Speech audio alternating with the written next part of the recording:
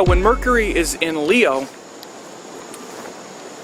we bring that quality of discrimination, curiosity, intelligence, variety, flexibility, and we bring it into an area that is sort of consistent,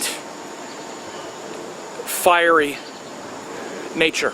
So consistent because Leo is a consistent sign of fixed nature, and fiery because it's a fire sign.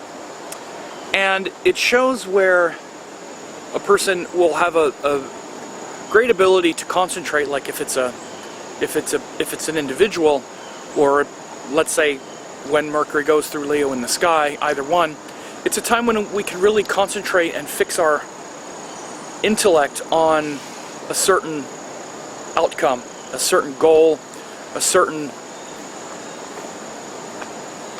skill set. So Mercury is often where we are moving from one thing to the next. Mercury is where we sense that things have a common connection, at least ideas, trying to link up things that don't necessarily link and show patterns, where things diverge from each other and where things coalesce is the domain of Mercury. Where things have a common point of reference and where they diverge from that commonality. And each specific detail. So in finding patterns and finding convergence and divergence, we can improve things by adding what needs to be added or taking away what needs to be taken away, and moving things where they need to be moved. Mercury is very important in things like Ayurveda and yoga. Of course, all the planets are, but Mercury in particular has great usage, that Mercury part of us, because, for instance, in Ayurveda, there are times when you need to add more and times when you need to subtract. Like, for instance, when you want to bring balance, you need to often go against what's in excess. Like too much cold, then you need to add hot. Too much hot, you need to add cold.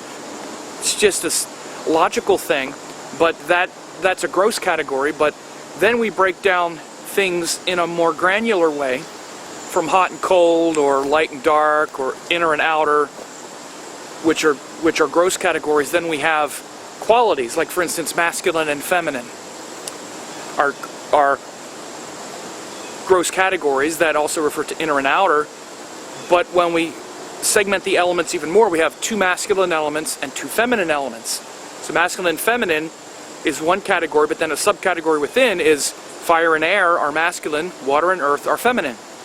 So we can then say that the two main qualities of masculine energy are action and thought, action and thinking, action and speaking, because that's fire and air. Then there are two, and then the two qualities of feminine energy is feeling and stabilizing, because feeling and the flow of feelings internally is water, and the stabilizing of those feelings into something internal and stable is earth. So again, Mercury gives us all these great categories and great distinctions. When he's in Leo, we're inspired and motivated to put them into practice, because Leo is a fire sign, and there's a great consistency to it, where someone may stay on that course for quite a while and try to follow it to something that is of benefit, because Leo is also a sattvic sign, motivated by righteousness and purpose.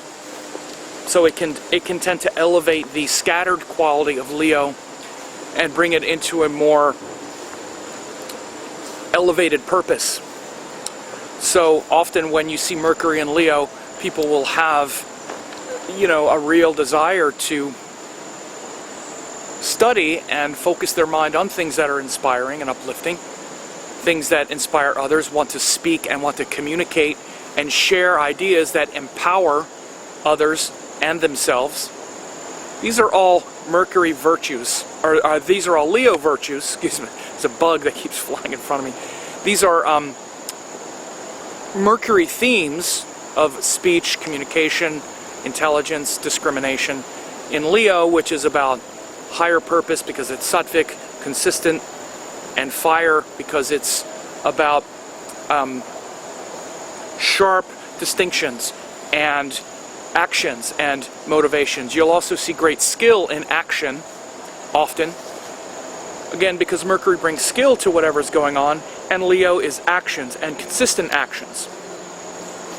So, a few things about Mercury in Leo that can be helpful, and you'll often see a very sharp, playful mind as well, because Leo is quite a playful sign underneath it all.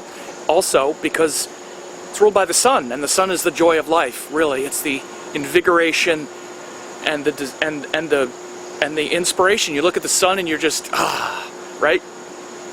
So there's that playfulness, and usually people have Mercury and Leo, they also have a good sense of humor. It's a time to enjoy words and speak elaborately. One thing people need to watch out when Mercury's in Leo as well, though, is the tendency to conflate language a little bit, maybe exaggerate things, maybe braggadocio, or maybe just internally get the story a little too big. Leo is a big sign. Mercury likes things to be precise, not exaggerated. So people who have Mercury and Leo, you always have to make sure that they're not blowing things out of proportion and conflating ideas. They can tend to lose perspective a little bit. Got to bring them down to earth a little bit. So, a few ideas about Mercury and Leo.